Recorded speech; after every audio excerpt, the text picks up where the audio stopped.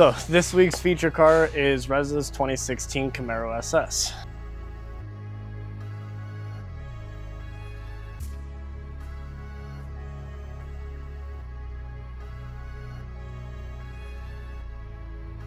Going back, we're gonna go back to the time that Reza first brought this car to us. The car was originally pro-charged. He bought it stock, obviously, but a while back he had it pro-charged. The trans was stock, had a built motor with the cam in it, but nothing too crazy, just a pro-charger. I think it made like 750.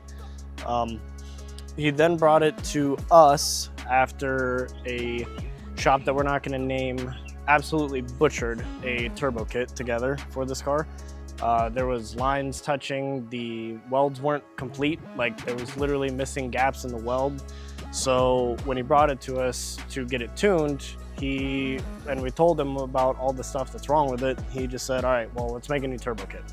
So he paid us, we got everything stripped off, we got Schedule 10 exhaust manifolds made, hooked up these Pulsar 6262 turbos with TurboSmart gates and a TurboSmart, well, two TurboSmart blow-off valves. This thing does flow a lot of air, so it needs two. We kept the original intercooler that has been used for the Pro Charger setup. It's rated for over 1100 horsepower, so we had no issues there. Basically, from there, we got our friends over at Dyno Tune Motorsports in Columbus to come up here and tune the car in person.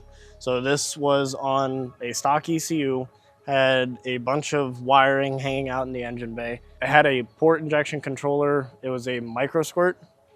We got that all working well, but the car just wouldn't act the same every time. So the micro squirt wasn't able to control fueling as well as it needed to, and neither was the stock ECU.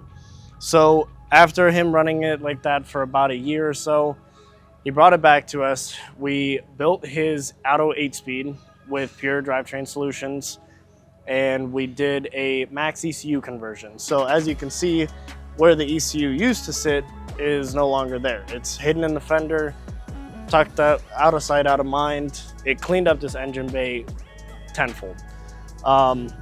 After that, me and Pedro's Performance in South Carolina, we worked through step by step and got the entire Cambo system working in this car with the max ECU, which was an incredible pain in the ass, but most of it works. There is still some weird glitches and stuff it does, but going back to the weird glitches, the trans is now a Turbo 400 because to control the Auto 8-speed, the max wouldn't support it, and the controller that we had supporting it, I believe, was the cause of the issue where two gears engaged at once while driving and may or may not have blown up his built Auto 8-speed. We're not pointing any fingers. It's a built car, stuff happens. It is what it is. Reza was super nice about it. We got Vickers to build a TH400 for us with a billet converter with a 3,500 RPM stall, I believe. So now the car actually drives the way it should. It doesn't shift weird. There's so much less to do with the ECU and TCU. CAN bus messages were basically cut in half. So the car just works a lot better now.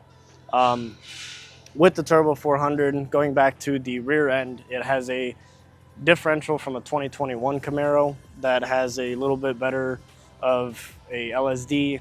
Apparently the gears are stronger, so he's giving that a shot, and hopefully with the Turbo 400 being not as jerky, it should be able to handle all the power that this car puts down. Now, when it comes to putting the power down in the back, Mickey Thompson's on a 305 wide. In the front, just some Continental tires, they're just fronts. So onto the cosmetic side of the car, we have Forged Star wheels in the front and in the back. The backs being bead locks. These wheels were powder coated by Justin at Axis Custom Coatings in this really cool purple. Makes it stand out from the rest of the car, it being white. Up front, carbon fiber hood. In the back, carbon fiber trunk. Parachute for when Reza takes this thing out on the track. We do want it to be legal. Kill switch in the back as well.